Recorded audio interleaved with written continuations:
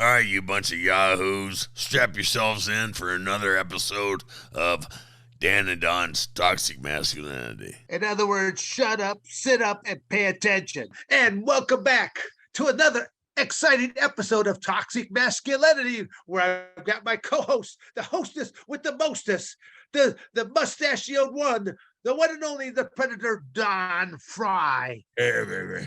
And Don is down in the Sierra Vista / Tucson area right now, and Arizona, and I am still up here in Howell, Michigan. But our guest here is actually back in the state of New York, out on, I think, one of the islands there. I don't know how specific we'll get here right now with this, but we have a New Yorker here right now that's going to be on the line. But we have Seth Turner, who is actually the president of the International Professional Wrestling Hall of Fame. So we're going to be talking about a lot of professional wrestling stuff. We're going to be talking about this incredible museum that just opened up just a few weeks back, I think maybe a little over a month or so back, and we'll be talking about that and all kinds of stuff that's professional wrestling related and whatever else that's that we can come up and sling at people if we happen to offend, defend anyone and everyone that we so desire. So if you get offended easily, you might want to switch us off now, because we're just men that are going to be talking about manly kind of things, men that take care of things inside of the squared circle. Men. Well, Dan, it's a pleasure to be here with you tonight. You were talking about the International Pro Wrestling Hall of Fame, and to the Predator, it's a pleasure to be here with you tonight as well. And Dan will let you know that we opened our museum, the only real brick and mortar bona fide professional wrestling Hall of Fame in the arena in Albany, New York. And so we opened at the very end of August.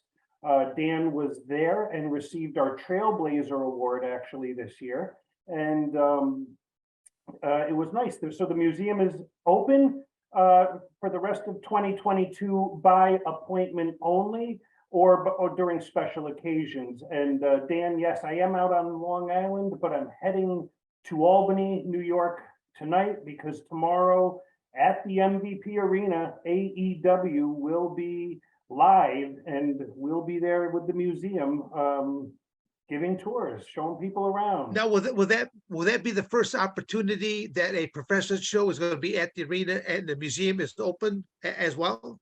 That is correct. Yes. Oh, I think that's going to be a phenomenal. I think that's just going to be a phenomenal opportunity. And just as a mere business suggestion, anyone that comes through there, if you can get an email establishment going, because that is huge. Because like when I was one of the shows, I always just had whoever was at the desk, I'd say get an email address from all these people, because no one's going to give you addresses to the nature. You're always looking for an email, because now we'll let you know when the next show is taking place. We'll let you know upcoming type of thing. So I definitely would take advantage of that, because you got people that are going to walk in there, and that's that one chance to get them to know about all the cool things you have coming on up again. Great tip, Dan. That's why, hey, in this business, you got to shut up and listen and pay attention, particularly to those who might know more than you. So that's why I always appreciate hanging around with you. And well, again, that's what. I'll remind you. You said something. You enjoy educating, because you can't take the information with you, so you've got to give it away.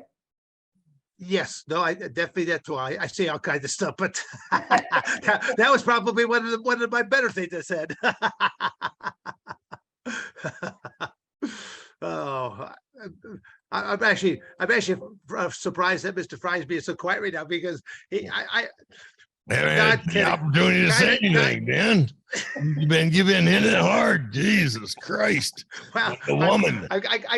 I made light of that caffeine here right now. Damn. Trailblazer Award, huh? Is that because those big matches you had with Stanislaus Zabisco and Lou Theds back in the early 20s, 30s? See, that's my Don Frye. He didn't let me down there. I kept thinking, well, as soon as you said Trailblazer board, I was waiting for him to go, what was you doing? Wearing a raccoon hat on or something like that out there as a frontiersman or something like that. But that's all right. We like to have a little fun here, keep people in check and balance. But some people just, even though we get off into different political rants every now and then, we kind of bust chops as that, because if you can't laugh at yourself, who else can you laugh at? There's always you. There's always Biden, Joe Biden. That idiot gives us a good laugh. All you gotta do is look at whatever the meme of the day, right? Yeah. The meme of the day. Just look at the amount that everything has increased. Inflation has increased, 0%, other than 0%. Where the fuck did that idiot come up with that idea? Jeez. Well, he didn't have a thought to himself here right now. But let's get back to professional. We're gonna get back to. I'm gonna bring you back on track at the professional wrestling 101 here right now. Because Seth, I mean, again, how long have you been involved with this professional wrestling, International Professional Wrestling Hall of Fame? First off, I don't know where the concept idea all began. I know you told me when I was there over the course of the weekend, but for our listeners right now, the idea of coming up with this International Professional Wrestling Hall of Fame, again, like you said, the only one that actually has bricks and mortar to it. Right. So, or also there may be other people who call themselves a Hall of Fame, maybe because they started a social media Facebook group, or because a group of people got together in a restaurant and decided they were a Hall of Fame. In 2019, we were chartered by the New York State Education Department. And what happens is, in the state of New York, a Hall of Fame is considered a museum, and a museum is an educational institution. So my background is actually as an educator, Dan, much like yourself. I am a school administrator since the year 2000, and I've been in education. I started as a school custodian. In fact, Dan, we'll go back and talk about some of those stories. But anyway, wow. So being a school administrator. Then you worked your way down to administration, huh? So being a school administrator was necessary because you had to charter the waters through the Board of Regents, and it took a lot of paperwork. But let me back up and go to the late 1990s. In the state of New York had been the Pro Wrestling Hall of Fame. That started in Schenectady, New York. The address was 123 Broadway, which what a perfect address for a Hall of Fame. That moved to Amsterdam, New York, which is in central New York, which is sort of anyway, it's in central New York. And so, was that a nice way of swerving over maybe a neighborhood not so kind here right now? You just drove through there on your way back to Michigan, okay? Right, and you probably didn't stop on your way down the thruway. So. I drove through there with my armored car. Yes. Yeah. Okay. Yeah. Central New York there. Anyway, God bless them. So it was successful in Amsterdam for quite a while. Then in 2017, went to Wichita Falls, Texas, where it stopped functioning about 2 or 3 years ago, and they lost their standing and they lost their IRS status. So our organization at the same time was getting chartered in the state of New York. And as per IRS laws, the assets of one non-for-profit can be transferred to a similar non-for-profit. And so we were positioned well by being that non-for-profit. At the same point, we had negotiated with the Albany County Legislature. We procured our space in the arena, which is unheard of. So all of this sort of came together, and between 2019 and 2022, you happened to be there when we cut the ribbon in August of 2022. So, okay, when you say bricks and mortar, I mean what a phenomenal facility. I can't even imagine with the athletic schedule that arena will be taking, just how many people will get the opportunity to see this, and that's where. I mean, shamelessly, you need to make sure that there's enough stuff outside those doors that's going to bring people on in to go, man, what's this? Because a lot of people a lot of people enjoy watching professional wrestling at different times in their life, and to know that they're at one athletic event, and a lot of times people get there earlier to where they're looking for time to kill, do something. What a greater opportunity. The New York State High School Athletic Association Wrestling Championships are held in that arena. So, you've been Oh, to wow. wrestling events. There's an awful lot of time to walk around and do other stuff.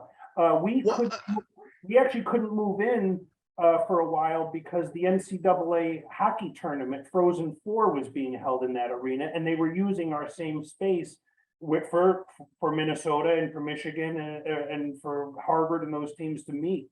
So yeah, and then when we first got the keys to the place, that was sort of mind blowing because when we showed up there, myself and Mike Lanuto, who Yes, sir. the monster trucks were there, and we couldn't use our parking spaces because they had 3 monster trucks and they're welding tires on them and stuff.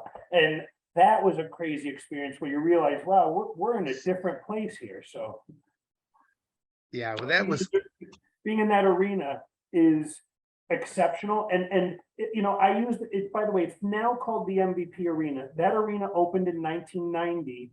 It was originally called the Knickerbocker Arena. Then it was the Pepsi Arena. Then it was the Times Union Center. And now it's the MVP Arena. So it's got a pretty good history by itself.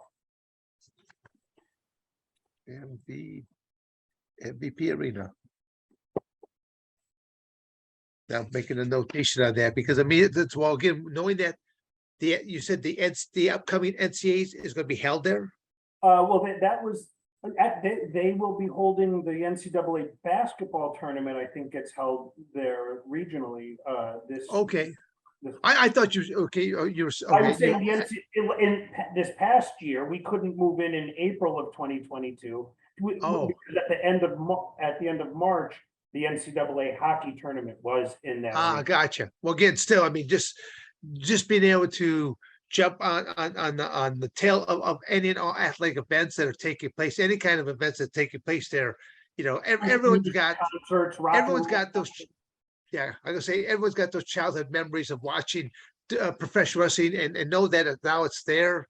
And as I said before, people get the things earlier. They're looking to entertain themselves for the next half hour, or whatever, because it's parking is usually a monster. So a lot of times people get there a lot earlier for whatever the event is that's going to be taking place. I think you guys just got such a great opportunity. You just need something outside that door to throw that line out there and reel them on in. That's all. Well, Yeah. I want to interject and let people know and let Don know. Look, when you walk in there, you're seeing history of pro wrestling that goes back over 100 years. We have a championship wrestling belt from 1927 that was given to Dan's third belt. See, I tell you, Seth, Don didn't let me down there on that one there, Don, we've got Gorgeous George's original hair curling machine. It's this large apparatus. Maybe you can see what it could do for facial hair. I don't think Gorgeous George ever went there. Maybe we could with the mustaches. Yeah, well, again, Don's getting a little bit more unruly. I try to keep mine a little more trim and tame looking. That's Don's got that wild, unruly. Got to take that grow a mustache to it there. Are you growing a mustache now? I don't think I could. I'll keep going. We got Bruno Sammartino's original heavyweight championship belt. Something from that arena itself was the first Money in the Bank briefcase, and so that's in our museum. We've got Fabulous Moolah's original currently history says it was 1956, but we researched it back to 1953.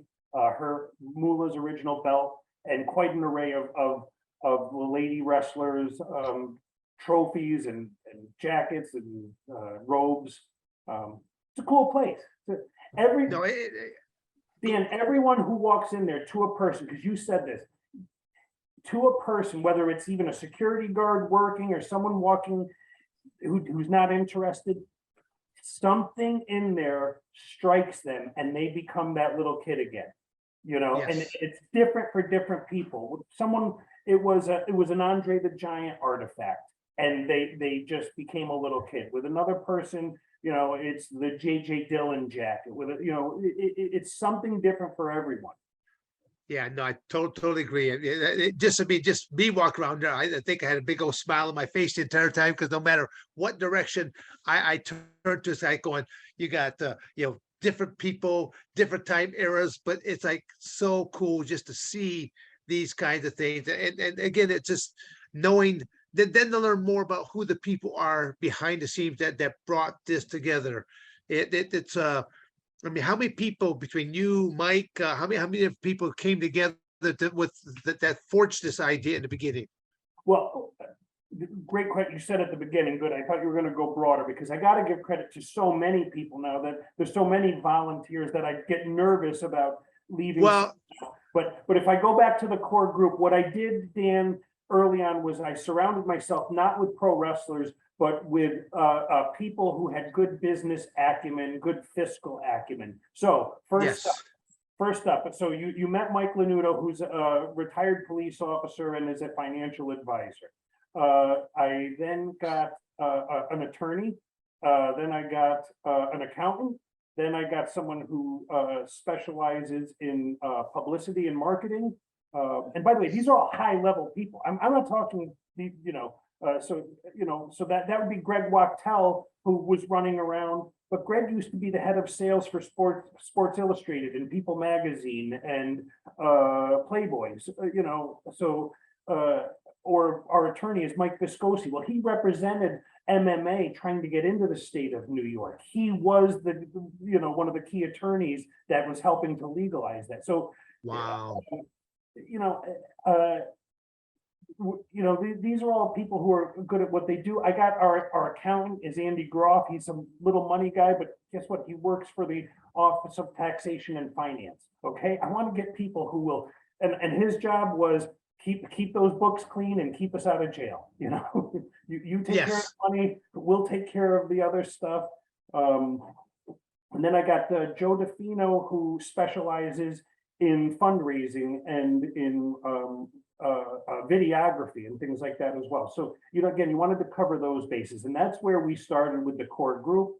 Then I got historians who stepped up, led by Bob Bryla, and they designed the ballot process. So we kept the selection for the Hall of Fame separate from the Board of Trustees. That way we could remain focused just on running the organization and let them worry about making these selections and defining those categories, et cetera. So.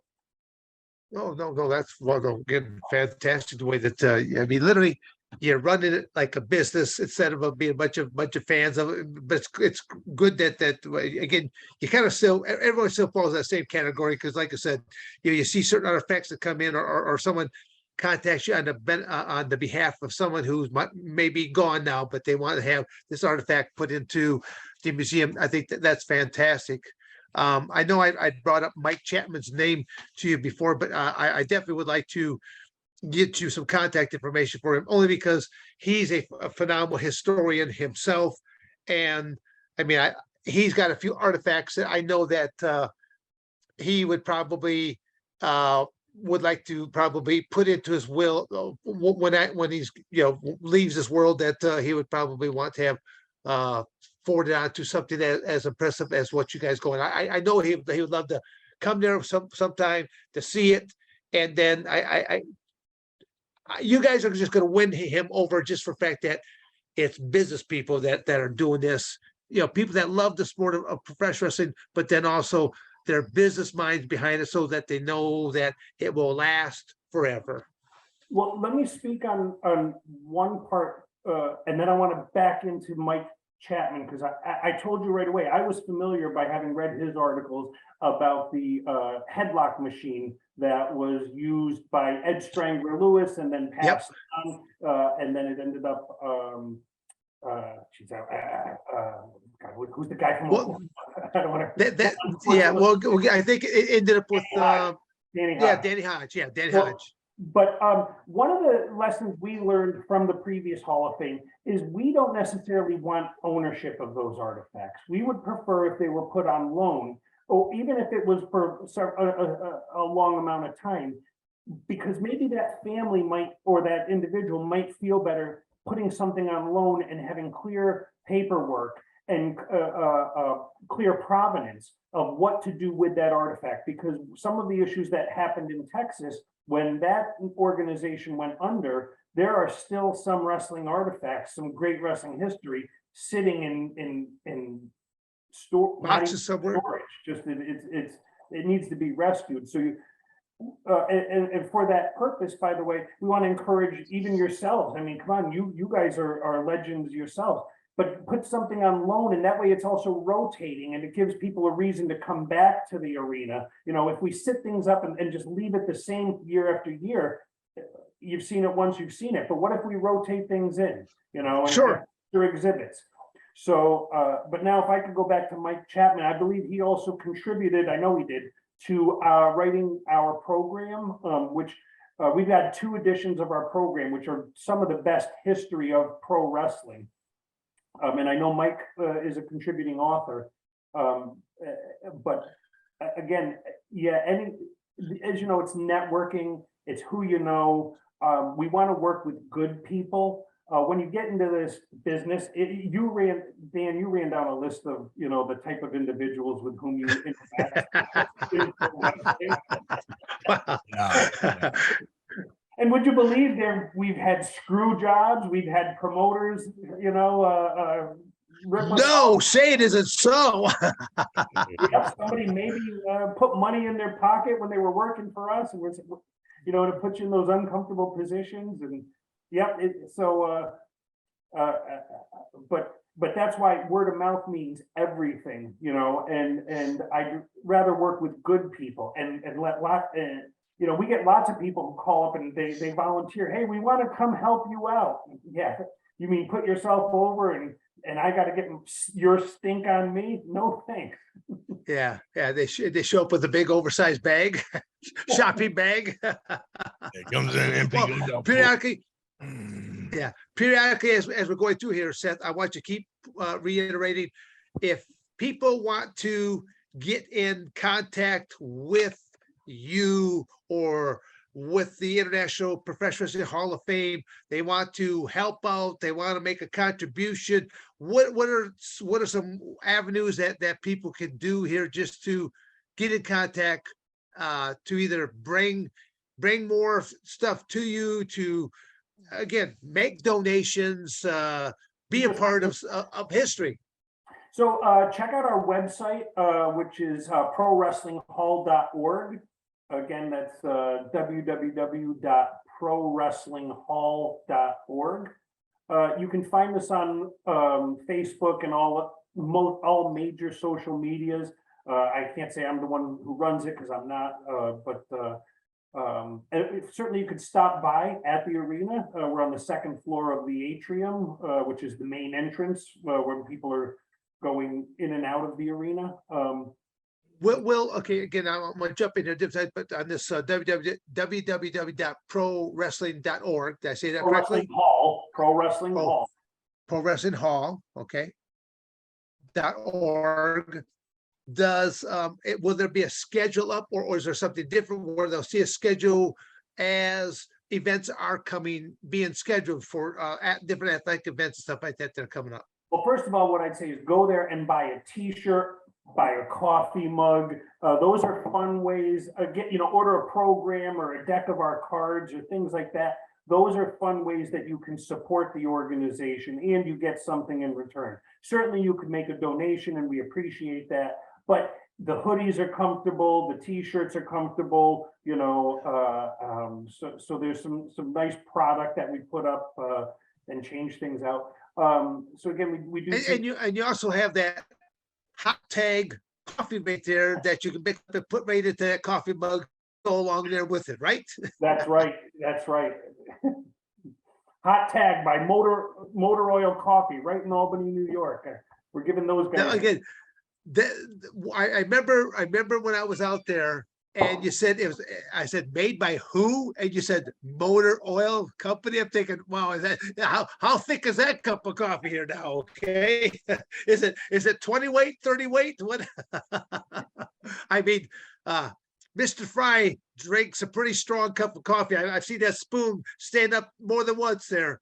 So Walk away too. Float a horseshoe. I apologize. I've been dominating the conversation, Don. I apologize, but look, Dan gave me an opportunity, and I got to take it and go with it. You know, They hear me talk every week. So you're the guest. Seth, I'm working a tag. I'm working a tag match here with you right now. Trust me, Mr. Frye will be jumping in here when I go. Okay, Don. Yeah, eventually that'll happen. Yeah. Yeah, I'll run out of juice here sooner or later. Well, Dan, one thing you and I were talking about off the air that I want to bring up on the air is that in preparation is we did give you the Trailblazer Award, but you and I would talk sometimes over the last several months before our ceremony and our ribbon cutting. And then when we met in person, it had nothing to do with pro wrestling that we were talking about. And it was the fact that one time when we were on the phone, you were driving somewhere, and I said, well, I'm one of 8 children. And you said, I'm one of 8 children. And then we started to have a conversation that only kids from a large family can really know and understand. So you want to talk about why is the organization successful? Because when you've had nothing and your only opportunity to get out of having nothing is to work hard and put in the time, that develops in you a mindset and habits that carry over into the rest of your life if you embrace it. You know, if you want to feel sorry for yourself and live in squalor the rest of your life, you can do that too. But I knew I was broke as hell and I wasn't going to stay there. You know, I had 3 older brothers and all I had was hand-me-downs. Okay, so you're child number 4 on the ladder. I'm child number 4, yes. Yeah, okay. I have 3 older older ladder brothers and 3 younger brothers and then a little sister. Well, at least you didn't have older sisters then to wear their hand-me-downs. Although today, geez. Mr. Frye, you can't make statements like that. You have to allow people to, you have to allow children, you have to let the children make up their own decision. You know, let that child that's 3, 4, 5 years of age decide whether they want to wear a dress this morning or they want to identify they can't as wipe a their own different ass. noun, pronoun. And decide what they want to be. Yeah. Well, I look this way. There's still a drinking age, right, in this country, correct? You got to be of age to drink. Yep. No, well, it's 21 to me. As I go, well, there's a reason why there's certain age factors to it. In the same way with the child, I go, our government is got their heads so far shoved up in each other's rectum that they don't know what they're doing anymore. I go, be a parent, be a true leader, and make and tell people no. Sometimes, heck, all my kids, and all my animals, they all thought they should have been named No because that's all they heard out of me most times. No, you, no. Yeah. Then there's always an occasional maybe. And then like, what do you mean maybe? I got to think about how many different ways this could go wrong first. So, but that's the fun part about it. So what's like the next thing that's coming up right now on the schedule here for the museum? What's coming up first? Or Did you just call me Mike? Are you thinking of Mike Lanudo, the little guy? Seth, sorry about that. I'm 6'5". Don, if you saw there definitely is there's a huge difference right there. Gaposis there, right? Yes.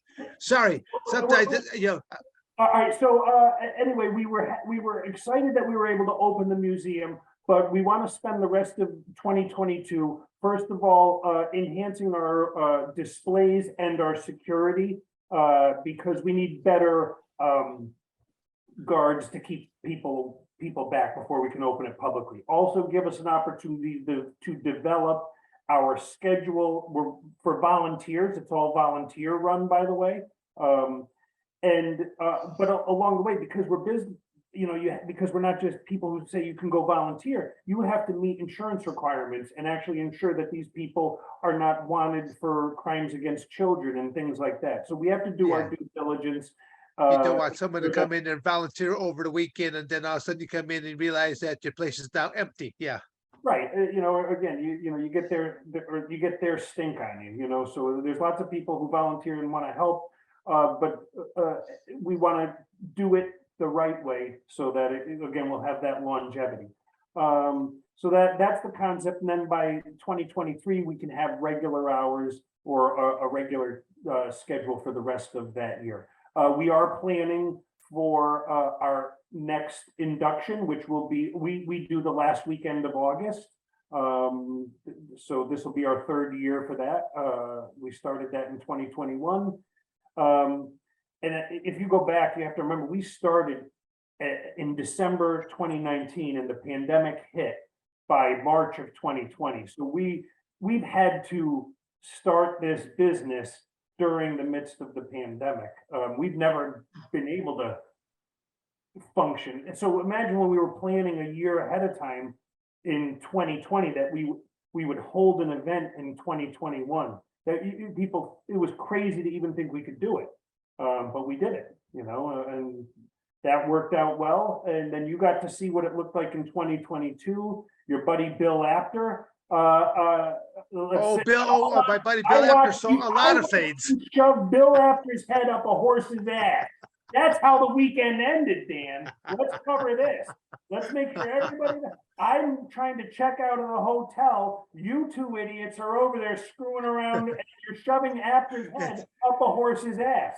It's a feud. It's a feud that has been going on for decades, literally for decades. I think the first time that I ever met Bill Apter, we just hit it off. He's got a great sense of humor of him, and he had it's called COW, C-O-W, his COW championship belt, which is a cardboard belt that their staff members made all the designs, coloration, stuff like that. And the matches always had to take place inside of an office. So it was literally he had me in a finishing hold at the point that, and as my hands were flailing above my head, my hand hit a garbage can. I thought, oh, weapon, reached back, grabbed it, came up there, beamed him, and then basically I ended up winning his cardboard belt from him. And literally, he hadn't seen it in several years. And I forget where I was being inducted into something else, and Bill Apter happened to be in a crowd. And then literally part of my speech, I swung on, I did all my accepted portion, and then they go, now I have to take this moment here to point out a fraud who is amongst us. And then basically I started cutting a promo on Bill Apter, and then I had a belt bag up there, and he was shocked when I pulled out the COW championship belt, and I basically gave it back to him. So he had it on display. So I mean, I've been to his home on a few different occasions. I wrestled his son, who was known as El Brando at that point in time. And to me, it's like going, it gives sometimes just grown men just the opportunity to live childhood memories once again. That's all it is. Brother, but again, going back to that whole Hall of Fame, so there was so much fun at the event. Just wait as people were meeting each other. You got Dory Funk Jr. that's out there cracking his whip right now, thinking, I want to get out. I want to get out of the way there. I just don't know what kind of range he's got on that whip here. But he was cracking that whip there, and people just couldn't believe how he could just get that thing just to go in there. So, but just then who were just list some of the people that people could have seen, Well, I'll do a list, but I'll do it with connections. So when you talked about Dory Funk, who of course was there with his beautiful wife Marty, but Dory was then hearing other people speak, and he would hear names come up. I was at the table with him and with Jody Malenko, who people maybe a lot of people don't know, but Jody Malenko could twist people into a pretzel. So it's interesting to hear Dory Funk Jr. as he's hearing names read from the podium and making comments to Jody about, hey, I know that, or I know that move. And then, of course, Ted DiBiase was there, and I'll refer to him as Ted DiBiase, although, come on, he is the $1 million man, but man. And Ted, who was there to induct Dory Jr., but if you saw during the weekend, like when those gentlemen were able to just go have a private dinner in the restaurant and just reconnect. I was there when Manny Fernandez showed up after driving from Texas, and Booker T, of course, was there. And I didn't know, but Manny Fernandez in the early 90s used to book GCW, and he used to book Harlem Heat. So those two guys love each other, and hadn't seen each other in quite a while. I happened to be right there when they're reconnecting. Then you got JJ Dillon and Bill Apter. They're our tag team champions. They both serve on our board with us. Those two are, like a comedy routine by themselves, Oh, just give them the microphone and just turn them loose. Yep. Well, we'll get on the what was it? What night that I was thoroughly entertained by Bill Apter, because he actually does like a 1 hour stand-up routine, something like that. I mean, and literally, I don't know how much of it is ad-libbed.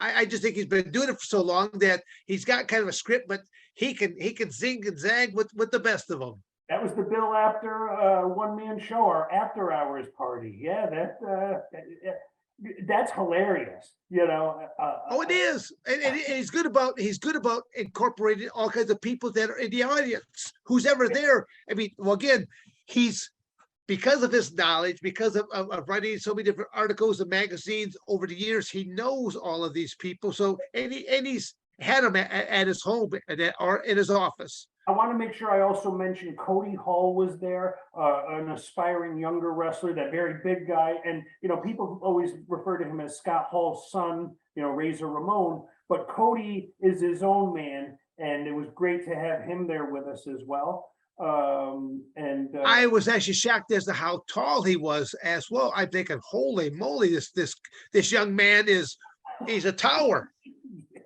He's got to be 6'8", 6'9". Oh, easily. I'm thinking, wow. I mean, I kept thinking, he's a professional wrestler. Was he a basketball player? I mean, I don't know more of his background at all. 6'5", 270, and I was looking up at him, Wow. Yeah.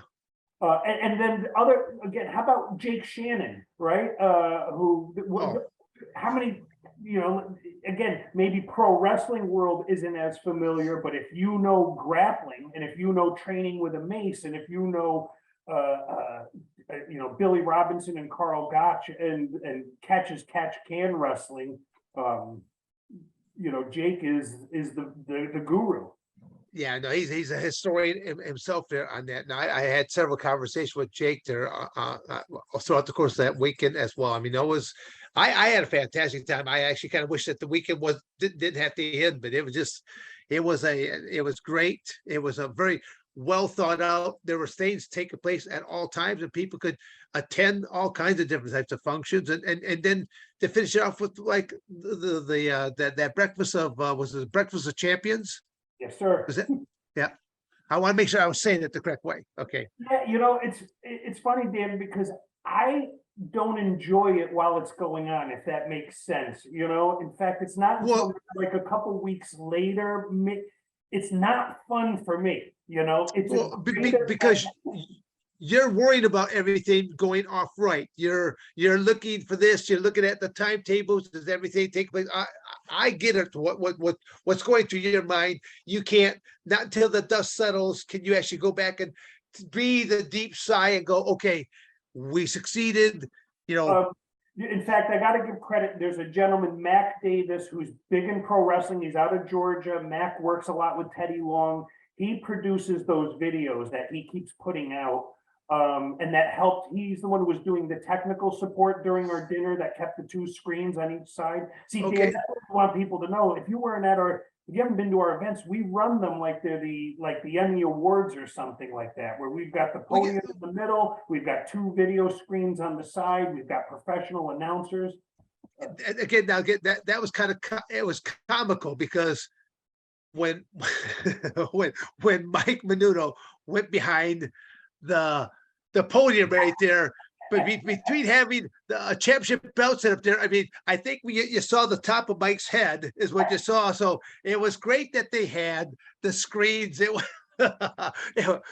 Well, and look, so Mike was up there, and what a great part of the weekend as he was inducting Fred Beal, who was from the early 1900s and had beat Frank Gotch, I think in 1906 or something like that. I may be wrong. I apologize if I'm wrong. I don't think I'm wrong though. But and that we had from Marshfield, Wisconsin, the chief of police come to our event because Fred Beal, after being a champion wrestler, was then killed in the line of duty in 1933.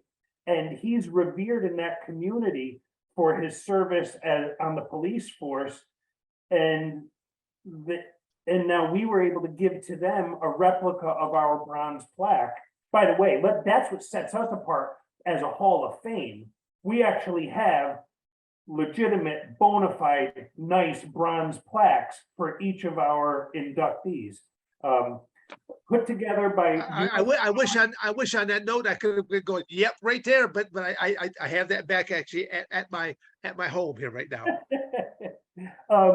But what we did was, because I'm from New York, I went to Yankee Stadium and I said, who did their work? And that's who we hired to do our work. Oh, wow. Nice, nice. I'll give a shout out. The company is US Bronze, and I'll say that because they gave us that free plaque that we gave to the Marshfield, Wisconsin Police Department to represent Fred Beal. So that's why Mike Lanuto was up there. So, and that turned into one of the key events of the weekend. I mean, people were emotional over that part. No, again, because it was more than just professional. The way that I think that you brought in, you brought the community together, and I think that was what made it even more special. It's, I mean, professional wrestling, it's one thing right there, but it's just the way that each of the people that were involved, and the way that you guys, how you conducted yourself, how you handled things. It was first class operation all the way through, and again, you said that it always takes place the last weekend in August. That is correct. So, well, Dan, it's I'm not used to people complimenting, and that it's so difficult. That's why I told you openly that I didn't enjoy the event while I was the one hosting it, and then after the event, all you do is get the opinions of individuals shared with you, and even though it went well, like why do I dismiss the positive? And by the way, not that I whine about the negative, I take that negative and I turn it into the fuel to do better and to do more. But why the fuck do I let that drive me crazy? Well, let me bring Mr. Frye in here for a moment. Okay, Don. Yes, sir. How often do I compliment people on a job well done? I don't know if I've ever heard you do that, sir. Well, see, there you go. I'm usually a pretty tough customer on a lot of different things there. So it's you didn't let me down there, Don, whatsoever. I actually thought it was going to be a little bit more cantankerous there, but that's all right. You Just didn't let me down on that. The old fat brother cooks biscuits down the road, But no, true story. I spent a good part of this afternoon watching Don Frye highlights. True story. When you told me, Dan, that we were going to do this podcast, I said, let me take a walk down memory lane. See who the fuck Don Frye is, huh? No, I remembered it distinctly, but man, it's what I told Dan when I met him. Back in the 90s, I so distinctly remember when UFC was coming up. We may or may not have had one of those black boxes that allowed you to get all of the pay-per-views and things like that. But that time frame, the world changed based on what you guys had done. And I said that to Dan and same to you, Don, because people have to go back and remember maybe in the 80s or 90s, if you got in a fight in a bar or something, people would maybe punch each other in the nose or something, but then nobody knew about grappling or, you know, I won't go into the Brazilian jiu-jitsu or whatever you want to talk about, but when that UFC came on TV, it was groundbreaking. You know, you'd never seen anything like that anywhere. You know, what was there? Boxing, which you knew was fixed because you were sick of watching Don King. You know, Tyson was great, but nobody could fight him. So, you know, what, he bit Evander Holyfield's ear. There was nothing to watch. Pro wrestling, you knew what that was. Then came mixed martial arts. What the hell is this? That was so groundbreaking at that time. Now people are in a world where it's just been around, but you got to go back to that mid 1990s and what the UFC was from that period to 2000. Man, it was, you guys shook up the world. Well, it was different, yeah. To tell you what, the Gracies changed changed martial arts from what everybody knew, because it went from stand up to the groundwork, you know, and the Waza, and it just shook everything up. Yeah. And I told Dan, I distinctly remember when he had walked into the octagon and started giving suplexes. And again, we were like, what the hell is this? You landed like 4 or 5 suplexes on the guy with long blonde hair right away. And we're in our fraternity house in upstate New York. We fucking erupted. The room I was in erupted when that happened. Well, see, again, I don't know if I told you over the course of that weekend, but I always say that my first profession was, as of the 1992 Olympics, I jumped into professional wrestling training. That was my first profession. And then when in the NW 94, that's when the Ultimate Fighting Championship, actually technically December 1993, but I always just simply say, well, but 1994, you know, I became aware of it during that time frame, and that was my first time being involved with it, because like the internet and pay-per-views was not as prevalent as it is today. I was living in little old Coldwater, Michigan, and you know, we weren't going to get pay-per-views. You had to be over the Detroit area, up in the Lansing area, up in you know, Bay City. You had to be something bigger. But now today you can watch it right on the comfort of your own cell phone now, and watch different types of pay-per-view. So, you know, technology has gone a long ways to really help out, you know, the notoriety for anything and everything. You know, while I got you guys too, let's also go back and talk about the tournament style that you had to go through, which is very different than now in the modern era, where they're showing up and having one match. In order for you guys to go through, you were fighting 4 or 5 fights a night. So you had to have that endurance. Well, Seth needs to elaborate a little bit more on that. Back, the predecessor to mixed martial arts was NHB, which stood for No Holds Barred. Mixed martial arts, the product of mixed martial arts now currently has either 47 or 49 rules to it. Back in the No Holds Barred era, it had 2 rules: no biting, no eye gouging, and even then, those more guidelines. They were not grounds for disqualification. Were they, Don? No. Stop that. Yeah, it's like okay, you know, slap your hand. Okay, give him his eyeball back, and don't do that again. Yeah, and again, I say that kind of kidly, and yet there was a match where one gentleman ended up getting his eye raked and eventually losing eyesight in that eye itself, and there was no repercussion to the athlete, because like I said, those were the rules that people abided to. I mean, I still remember signing that contract and reading that little fine print at the bottom going, in the event of your accidental death. I'm thinking, gee, he can't bite me. He can't stick his finger in his eye. There's a whole lot of other ways you can take your your life without ever violating those 2 rules there. So again, sometimes you have to keep reminding people that there was a different time era. But the thing I guess I was really trying to go to, and I really want to kind of pose this to Don, because how many of today's athletes, especially these young mixed martial artists, could go to an event? Okay, you know that you are one of these 8 participants because in the beginning you're one of 8, but you only found out who the other 7 men, because women weren't competing until like the early 2000s. And I go, you saw the other 7 men on a Friday night press conference, because again, there's no weight class.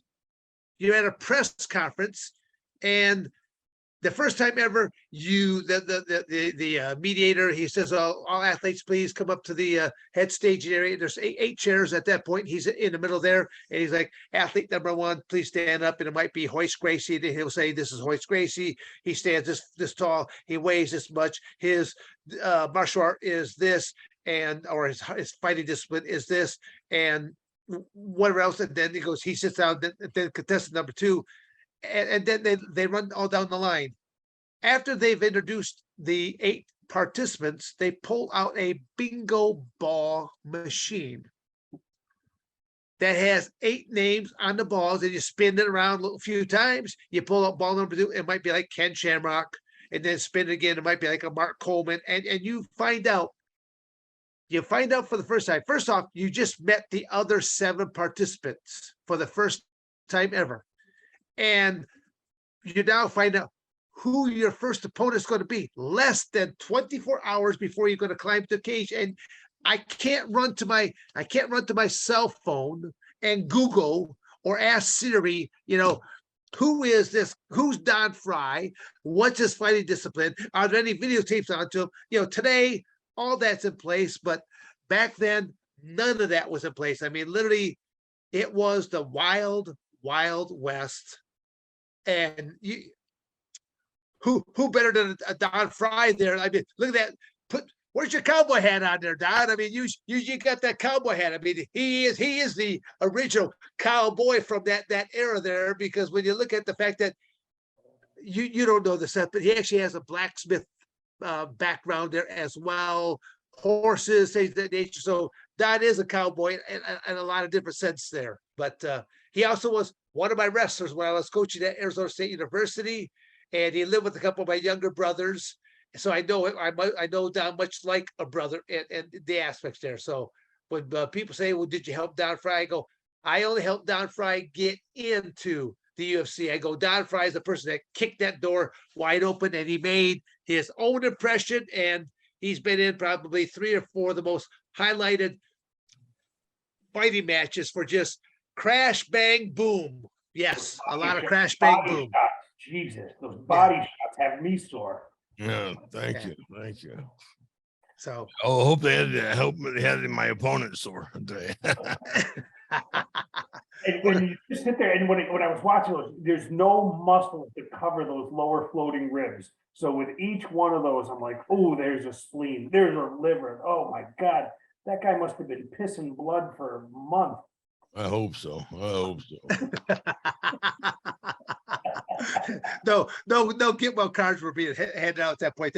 But again, Seth, the fun part about that would always be the tournament's over, and then there would always be the after fight party where you had to show up in order to get your check, at that point in time. So you always wondered, going to the after fight party, what kind of physical altercation is going to take place, because now they're drinking, there's no referee, there's no one to restrain you, so you just don't know how many altercations ever took place. Yeah. I never saw anything take place, but I'm sure it happened. I didn't even know there was an after fight party. See, this is why you need to talk a little bit more. This stuff evaporates otherwise. Well, they used to refer to it as a black tie affair. We used to refer to it as the black eye affair, because most everyone that showed up had a shiner or two. Shiner, a broken nose, whatever. So there was a big old bandage on the side of their head, cauliflower ear. Yeah, so it was, I don't even know if the UFC even does that anymore. That was all back during that no hold barred era. Oh, I'm sure they sell tickets like Pride used to. Pride would sell tickets to it. you know, for the fans come in and you know, get their autographs, but they would still make more money off of not just the event, but the after party itself. Yeah, I think well, actually both. When you look at the weigh-ins that take place on, Yeah. on a, you know, again, they still do all the weigh-ins that to get the Right. stage for the fans, and It's money on you know, top of money on so- top of money. Yeah. no, Hell, again, as a business, I don't know about you, but hell, they didn't have weigh-ins when I was there. They didn't even have a scale or anything. They just took your word for it. You know, how much you weigh? How tall are you? well, I'm trying to think if they. Well, again, I don't think the UFC even had a scale. I think you just stood. Yeah, I think you just stood up there, just like you said. You stood up there, and they just basically just read off your credentials. So I mean, you could have. I could have said I weighed 150 pounds instead of weighing Right. 265 pounds. And, You haven't Dan- seen since you were 12 years old. Dan, you'd said that you confused them when they asked what your fighting style was, and you said it was American wrestling. Well, well, the gal when she was filling out the information for the announcer, when she read down on the list, she goes, "Well, what's your fight style?" I'd never been asked that question before, and I just paused for a moment there, and I'm like going, "I'm an American wrestler." Well, she had never heard that response, so she just kind of like looks left and right. Then she leans on in. She goes, "What exactly does that do?" And so I just kind of mimicked her. I go look left and right, and I lean down in and go, "You might want to watch. I'm kind of making this up as I go, you know." And because I always tell people that I just never really got into any fisticuffs and brawls and things of that nature. I mean, it was, you know, but international. I always tell people my international amateur wrestling background really helped me out a great deal in preparation for this, because wrestling inside the United States, it's nice, it's civilized, but when you're in a foreign country, on that foreign soil, you have that foreign opponent. There's a lot of countries that do not like the Americans. It's again, all depends on what kind of propaganda their country is spewing about America, you know, and you know, vice versa. So it's our own country, the propaganda that our country keeps spewing all the time. So it's Against its you own know, people. yes. Well, again, there's today's world right now. There's a lot of shit being slung around there. That's all I know. And people are no longer accountable for what comes out of their mouth. I mean, Right. again, but we have Barack Obama to think about that one, because he's the one that no longer allows media to be accountable for what comes out. Prior to him giving the green light, I mean, if you said something slanderous or something like this, I mean, you were held liable.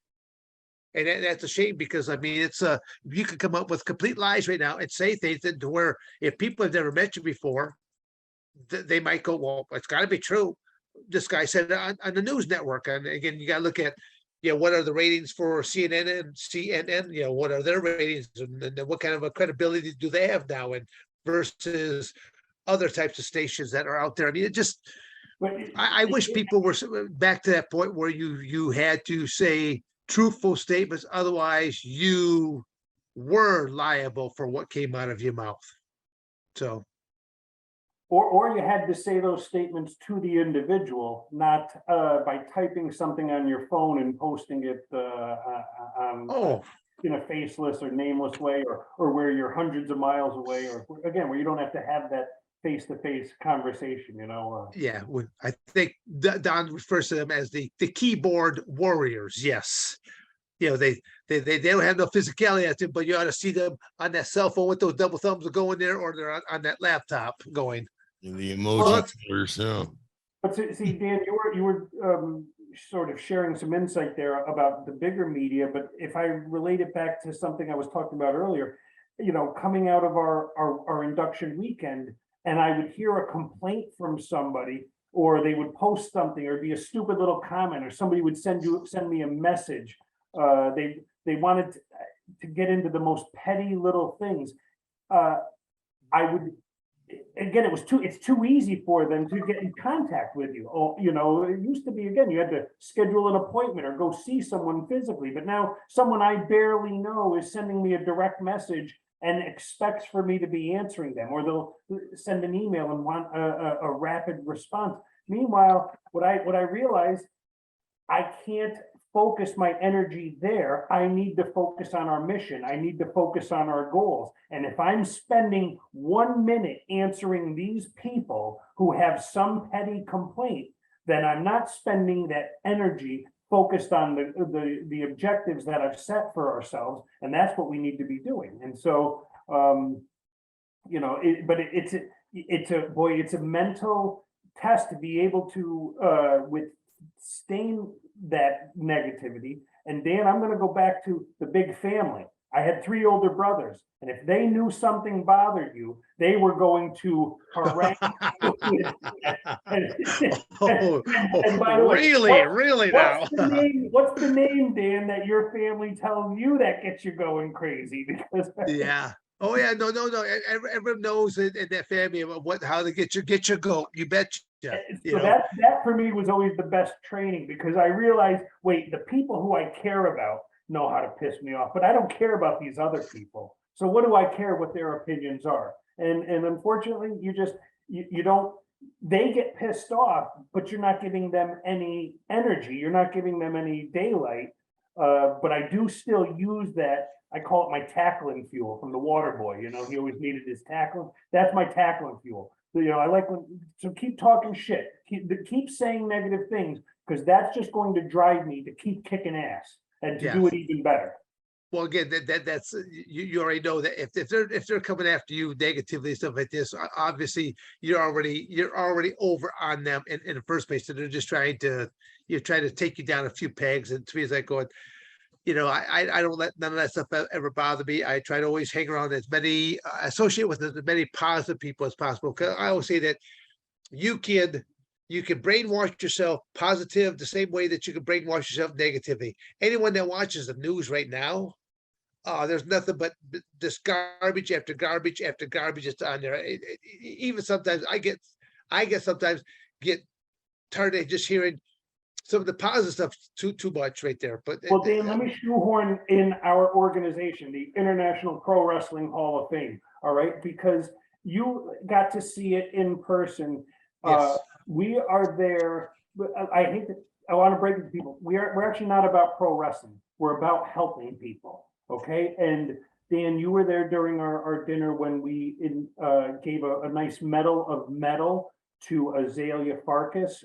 She was a beautiful young lady who loves pro wrestling, but has to overcome some very significant obstacles, being deaf and having some other conditions, which again, she has to overcome these obstacles, but she loves her pro wrestling. And so that evening was about Azalea, or that evening was about Anthony DePippo, the gentleman that you and I were speaking about, who was wrongfully imprisoned for over 20 years and has been exonerated, and who just loved pro wrestling and just wanted so bad to be involved in pro wrestling. And we helped him by working with him for the last year, where on Friday night, he got to step in the ring and he got to do some things with Booker T and myself and some tag teams. So, you know, that's what it was all about. And by the way, what did I do? I got an email complaining about why was I in the ring with that guy and I hadn't trained here. I'm not kidding. That was one of those complaints. Oh my God. Do I answer that guy? Because in the meantime, for Anthony, that weekend was life-changing. You know, again, this guy suffered in prison for over 20 years. We said that where other people had to go fight a match in a ring, or he was fighting for his life in prison for a crime he didn't commit. And that has introduced us to lots of other people who are involved with the Innocence Project. And you start looking to your left and right, realizing, wow, we've got some issues here, you know? How do you get 20 years back of your life? I mean, that's gone, wrongfully gone. And I know we were talking a little bit off the air there about that, but the fact that it wasn't until more things improved in the forensics type of area of law enforcement, and that they were able to prove that it was not Anthony, and they were able to find out who it actually was in the process, correct? Well, yeah, Anthony had to continue during this entire duration to advocate for himself and basically become a lawyer himself. And what I understand, by the way, it's very well documented. There's a Rolling Stone article that covers all of this, and there's some documentaries that are coming out. But as well,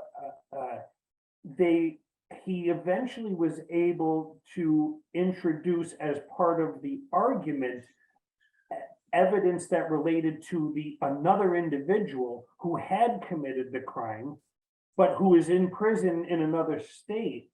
So the courts had refused to allow his defense to introduce information that was condemning to another person. So they continued to not allow that evidence. And Anthony, through his diligence, was able to finally get that introduced. And that's when the story shifted and it was clear he didn't do it. This other guy did. So I'm not an attorney. I don't want to, be the guy on record, but that's what my understanding of Yeah, no, great. Actually, even while you're telling us, I'm listening to you, but then I'm looking at the back of this coffee bag, and it simply says, when you've got no fight left in you. I'm thinking, what a great slogan to have on there. When you got no fight left in you, but then turn it right back around because I want people to see the front of it because it's got the hot tag. I mean, because you go when you see the front and then you see the back, I'm thinking great marketing on that whatsoever. Now, with this being called hot tag, is it because it's hot coffee or is there a spiciness to this coffee? No, just a very strong dark roast coffee. So there's so it's that kind of coffee that's going to make you get ready and fired up. Roast. That's right. So when you got no fight left in you, get the hot tag. That's nice. Right. Great marketing by Motor Oil Coffee, who happened to just be opening around the same time. So let's give credit to Mike Lanuto. I told you he was the financial guy. So what's he doing? He's out there hustling, getting us the sponsorship and well, again, the holidays are not that far off, and again, those are some great little Christmas type stockings. For Thanksgiving, a lot of relatives will be over. Thanksgiving, Christmas, New Year's. What I saw was collectors were buying these, not even to drink it, but to just keep it. So, yeah, and again. Because I'm gonna go back because I know that you're not going to do it, but I'm gonna bring it up again. But there are people that want to get involved. To your www.prowrestlinghall.org. That's right. That's people that want to get involved, and they can make donations. I mean, is that a way that they can do it? But these, if they want to make a contribution or something of that nature, they can do something like this, and this is a tax write-off for them. That's right. Again, so yes, go to www.prowrestlinghall.org or find us on social media. We've got a very active Facebook group, and we're on the other social medias as well. I'm not on them, so find us. Well, can you actually? I mean, is the Facebook page? Is it the International Professional Hall of Fame? Yes, it is. Yep. So you can just put that in for a search and.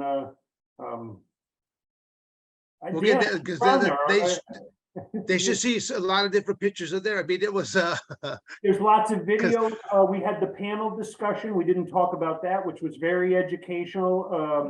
That's something that's unique to our event, where we had I think 5 individuals: yourself, Booker T, Bill Apter.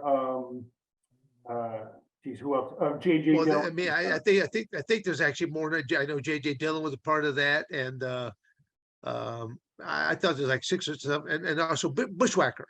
Yeah, Oh God, you gotta love Bushwhacker Luke. That's the guy. What a great character! What a great character! And someone who has been wrestling for 7 different decades. Think about that. And is still out there and can still perform. No, that's fantastic. It's like I said, it just I was there, I just smiling almost the entire time because of just different people and just the people that are just talking to you and you're interacting with. You can't help but be happy about that. And we've already talked. We brought it up a couple of times, but we're still going to bring it up again. That this event, it takes place the last weekend and the last weekend in August. So people start marking your calendars now, because there'll be people. I know that I've been talking to you already, or Seth, of things that we could do just for the following year, because I like what you guys did. I had a chance to meet with so many other people at the time. I just simply I liked the well, the individuals that are running this, but then also it's being run as a business. And I like all the things that you guys stand for, and what you're trying to do with this. And rest assured, I'll be bringing in a few different belts when I come back in the next time, and so we can help to bring in a few more people there to bring in this. But now that Mr. Frye is back, I need to kind of gloat here just a little bit. So can you embellish a little bit more one more time about this Trailblazer Award, and how that dignifies me to receive something like that? Yeah, I want to hear this one too. Yeah, please. Well, no, let's give credit where it's due. All right. And so, all jokes aside, Dan East Severn was selected for the 2022 Trailblazer Award. He does have a plaque which hangs in our Hall of Fame, and we gifted him a beautiful. See, in the Hall of Fame, they're done, not in the bathroom, in the Hall of Fame. Okay, all right. Dan, you should have your ring out here now to show him a little bit of the bling. Well, again, I did not make that. Those are both over in Coldwater right now, with the plaque and the ring, both. I mean that ring is so impressive looking. I kept thinking, well, again, I was like, how do they know my ring size here? Because I put it on and it fits. I'm thinking, wow, this is incredible. But it's something that would make Liberace basically wanting or something like that, because it's such a big, gaudy, impressive looking type of a ring. Well, thank you. I designed all of that. And if you look, did you really? Look inside the ring, by the way, and you will see an ankle lock. That's right. There's inside the ring, there's a hidden figure. That's right. See? Oh, my goodness. The hidden figure. I'm actually myself with those here to do that. You'll see a Boston crab is on the side of it, and on the inside you'll see an ankle lock. I was trying to do a spinning toe hold to recognize the funks, but I couldn't quite get the graphic to come out on a toe hold. No, that's fantastic. But Dan, the Trailblazer Award, let's go back to this. Again, you were selected by the Board of Trustees, and that was in recognition of your having bridged the gap between mixed martial arts and professional wrestling. And we've got to give credit to where it's due. You really did blaze the trail there, which now has been walked by the likes of Ronda Rousey and Brock Lesnar and Ken Shamrock and lots of others. But you were in, and by the way, what I love is you were in pro wrestling first, then you were in mixed martial arts, and then you told the story at our induction of how having knowledge of the ring ropes benefited you as you went into what were the tough guy competitions. Yes, the psychology aspect of learning the psychology of how to work the audience, the crowd there, to where, again, the baby face typically is looking for that positive and clapping. Go ahead. Sorry. You'd also talked about that you were your first tough guy competition was being held in a ring, and you knew that you took that big guy, pushed him off the ropes, caught his inertia as he came back, and then rubber band. And that again, that was that knowledge of knowing how the ring was going to work. That paid dividends into what became mixed martial arts. So that's where the selection for the Trailblazer Award had come from. We stand by our selection, Don, by the way. And see, Don, they weren't asking for the award back afterwards. Okay, so they weren't asking for it if back. You've got something to say about it, you can talk to our pal, the Beast. Okay? Obviously, you didn't ask for him to put a down payment on anything. Okay, but Don, you could ask Seth if I was wearing my fanny pack. You see, didn't ask him about that there, okay? I believe you were. Not when you receive not when you receive the induction, but I No, think actually, That's so they fill it full of those finger foods, you know, so you have them to eat on the drive home. There we go. Mr. Frye does not let me down. Did not let me down whatsoever. But Dan, So- you've talked about our event, you talked about our website. Let's remind everybody, we are a bona fide Hall of Fame at the MVP Arena in Albany, New York. Again, we are the only real Hall of Fame museum that's dedicated to professional wrestling. You know, we want to invite people to come on out. We're limited in 2022, but if you contact us, we will set up tours. So go to our website, send us an email. That's prowrestlinghall.org. We'll set up individual tours, or we'll do field trips for classes, but not until 2023 will we be open, you know, regularly. No, that good. I just, again, all the stuff that you guys have done, what you're standing for, the project that you're working on in the future. I mean, definitely, you can count on me being there for the 2023 event taking place, and I'm gonna be looking to try to help bring in additional people to it. So I mean, having you on the podcast is just one aspect of it, but I'm sure we'll have you on a few more times prior to the event, next year's event. I'd ask you to give us some artifacts to display, but all you did was wear a black trunks and boots. I don't know what the hell. Well, The gray come on t-shirt. now. Yeah, the gray t-shirt. A gray t-shirt with a sweat ring onto it, you know. I mean, it's that was so classic and Marketing iconic. genius.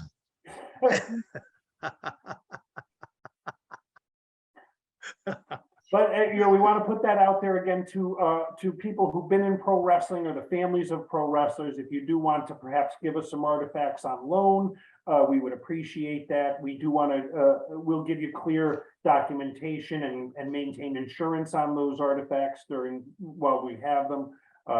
So we do want to encourage people to contact us for those types of things as well. Again, we want to have rotating displays. So all this grand prizes that you receive, what's the one item you're most proud of in your Hall of Fame? Besides Dan Severn, of course. Well, I would think that, okay, what was really impressive to me is the boots that you had in there from Andre the Giant. First off, no, we didn't. I don't think those were Andres. They were I think they were Bam Bam Bigelow's, but they were pretty big. well, yeah. I mean, all I know is that the size of that boot, I'm thinking, holy moly, look at the size of that boot right there. I'm going to go with Bruno Sammartino's original WWF championship belt, because I personally procured that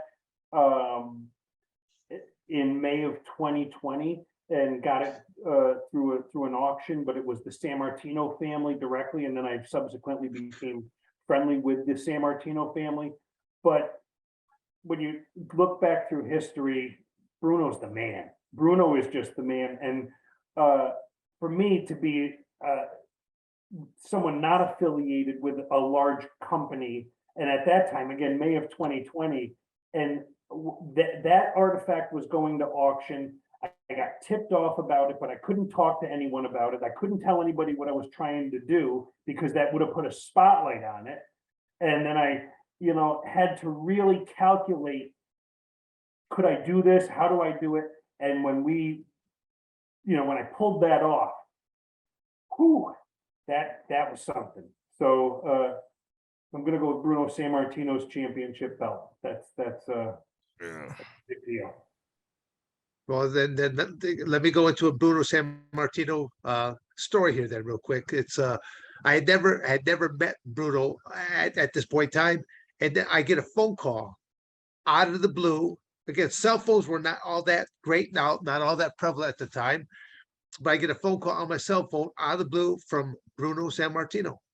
I was early on in my professional wrestling career and stuff like that, and I had the NWA belt, and he was very complimentary, just saying, he goes, young man, he goes, I hear all the good things that you do with the belt, keep up the good work. And I just couldn't believe it. I mean, first off, how did he get my cell phone number? And then, then he calls me up out of the blue like that. And then I just remember going to a show and I knew he was going to be there. And I went out of my way to go there to meet the man and shake hands with him. We had a great conversation. I did not know him that long, but again, hearing the stories about how he would sell out the Madison Square Garden every time, just with just having Bruno Sammartino on there, sell out, boom, right there alone, because he was so beloved by so many people. So, well, by the way, I want you to imagine the conversation when I had to go to my wife and say, honey, I'd like to spend some money and buy a wrestling belt. Okay. you're a much braver man than me there, Seth. Okay, but here's what happened. This was in March, April of 2020, COVID's hitting. We had taken my in-laws who were in their 80s and from Italy, Italian immigrants are living with us. And I said, look, this belt is available. I'd like to, give it a shot. I want to, try to maneuver some things. And my wife, of course, was not buying it. So we watched a Bruno Sammartino documentary with two 80-year-old Italian immigrants. By the time that video was done, her father said, if you don't buy it, I'm buying it. Wow. You were stacking the deck in your favor there. Yeah. Well, but again, when you go back to what a quality individual, and that's what makes it that valuable, and forget that he was 12 years as the champion. Bruno had been born in Italy, had to grow up with the Nazis taking over his town. He barely survived in the mountains when you hear his story. And again, my mother-in-law had left from Naples in the very same ports where he had left to come to the US. And then, he came here. He was a small, weak guy who just kept eating and lifting weights and wrestling, and then went on to dominate the entire pro wrestling world. And because of those hardships, he didn't have to take the crap from Vince McMahon Sr. down the road, because he knew he'd already survived these very difficult times and wasn't going to be manipulated by people. He knew his worth, and he was going to command his worth, which is, not something that's so admirable. Yeah, no, you don't hear about that too often whatsoever. So no, it's like I said, just again, just a great story, a great man, and to have his belt on display there. Wow, fantastic. So what's your opinion about Triple H? Since we got on Vince McMahon, what's your opinion about Triple H taking over for Vince? I don't think Vince is not got his hand in controlling that. And if you think that for a second, he hasn't stepped away. Yeah. You can't live that your entire life and then say you're going to ride off into the sunset. So I don't know. I'm not on the inside loop on that stuff. God bless him. I hope everybody figures it out. I got nothing to, that's their business. He'll show up somewhere down the road underneath a hood, a mask somehow. Hey, I gotta tell you, the people with WWE are always very good with us.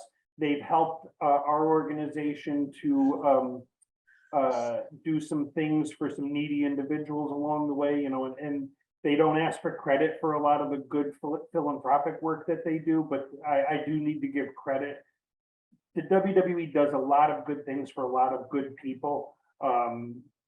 And the individuals with the Make-A-Wish Foundation, individuals who have I was getting ready to say Make-A-Wish. They're really big with So again, just to see how these children just smile when they see their superstar that they love. You bet, yeah. Yep. So I'm not going to be one of the online marks who is going to opine on what they think should have happened and which match should have took place. Or I mean, I barely even watch the stuff because I'm too busy doing my shit. I don't have time to. Who's got 3 hours on a Monday night? I'm in bed by 8:30 if all's going well. I'll watch the highlights the next day. I mean, that's all you really need. But again, because that's what other people are about, and God bless them, Well, Mr. Frye, you got any other questions? Nope, I'm good, partner. Well, then we're going to get started, go into a little wrap-up mode right here. We've been talking here with Mr. Seth Turner. He's the president of the International Professional Wrestling Hall of Fame. And if you want to learn more about the International Professional Hall of Fame, simply go to www.prowrestlinghall.org or the Facebook page, again, International Professional Wrestling Hall of Fame, yep. Hall International. of Fame. Go, And- they'll find us. We're out there. You know, we're not hard to find. Again, it's an operation that has some really good people that are involved with it. They're doing it for all the right reasons. They've got an authentic, true Brooks and Moiter that they've got set up. I was there for the ribbon cutting event to see just some wonderful artifacts that are in there. And all I know is that it's going to continue to get bigger and better. And already we've got certain things that are being planned there for the last weekend in August is when their next event will be taking place for 2023. So mark that in your new calendars now for next year. And again, just a lot of good people, a very fun event. Just again, people that really care about the business, and they showcase it a great deal. So again, Mr. Seth Turner, it's been my honor, pleasure to have you on there this evening with my cantankerous cohort there, Mr. Frye, and to all those viewers that have been watching and listening. If toxic masculinity upsets you in any way, well, put on your man panties, because we're just men that we're talking about manly kind of things here. And we still live in a country where you have the choice to watch us or not. So that's how we are. And at the International Professionals Hall of Fame, they've got coffee mugs, they've got souvenir T-shirts, they've got the hot tag coffee to go with that coffee mug, and there's other stuff there. Yeah, so like I said, check out their website. Again, the www.prowrestlinghall.org and their Facebook pages, and to find out more about what they've got coming on up, and mark them calendars for once again for that last weekend in August. Thank you very much, Dan. It was honestly our pleasure to have you join us as we cut the ribbon at the museum. It was great to have you as part of our induction ceremony. We're really looking forward to having the Beast back in 2023. It really is a pleasure to know that we can call on you and ask for advice, because we don't pretend to know everything. We want to learn, we want to get better, we want to keep improving. And but I am going to walk away tonight feeling really good, because Don let me know that to get a compliment from you, he's never heard it happen before. So that's why this is the Trailblazer, baby. Shocking. Well, thank you there, Seth Turner. Have a great rest of your evening. And again, you guys jump on the road now, right? That's right. AEW is going to be at the arena tomorrow. So we've got a big wrestling event. We got to get there to the museum, and people be coming by. Well, send me a couple things I can post on my Facebook pages, even whether they get posted tonight or tomorrow sometime, just so I can help. Pictures of you shoving Bill Apter's head up a horse's ass. I'll send that right to you. There you go. Give Chris Jericho my respect, will you? I will. Haven't seen him in a decade and a half. All right, I will, Don. All right, thank you. You got it. All right there, Seth. Take care. Have a great evening. Thank you. Thank you for watching another episode of Dan and Don's Toxic Masculinity. You better like, subscribe, and share, or I'm going to come to your house.